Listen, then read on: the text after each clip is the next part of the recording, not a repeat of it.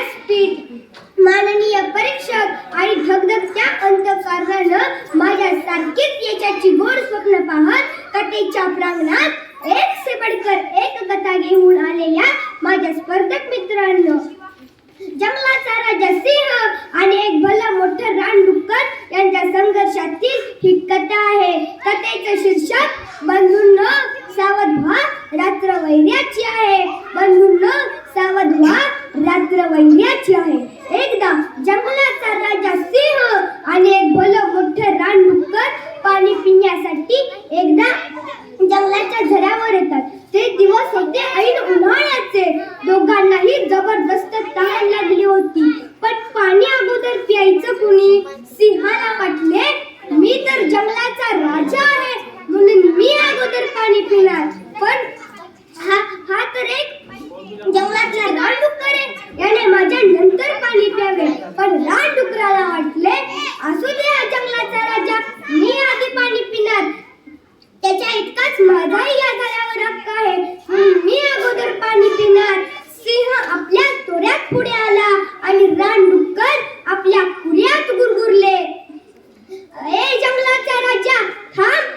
तू जेव्हा येथे पाणी पिण्यासाठी आला होतास तेव्हा मीही येथे हजेरी लावली होती, म्हणून मी अगोदर पाणी पिणार. तुझ्या इतकीच मलाही तहान लागली आहे. पण सिंहाने मोठी गर्जना केली.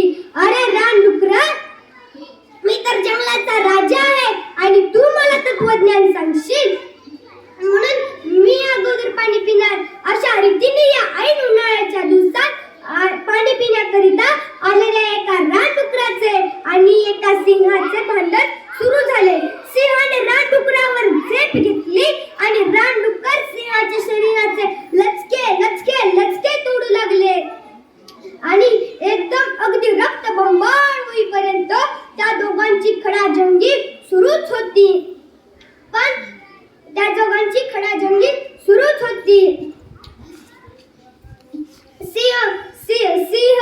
सिंह त्यांना थोडी उसंत मिळावी म्हणून ते थोडेसे क्षणभर थांबले. सिंहाची नजर जिथे सिंह आणि रानडुक्कर यांचे भांडण झाले तिथे एक भले मोठे झाड होते.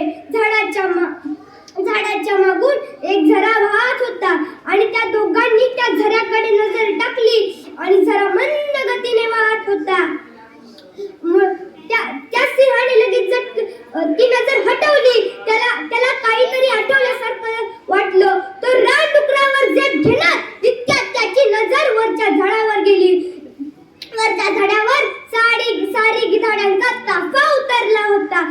त्या गिधाडांचं लक्ष होतं, कोण आधी मरतंय? सिंह आधी मरेल का रानडुक्कर आधी मरेल यांच्यावर त्यांचे डोळे लागले होते. कारण जो आधी मरेल त्याला फाडून खाण्याकरिता ती सारी गिधाडे टपून बसली होती.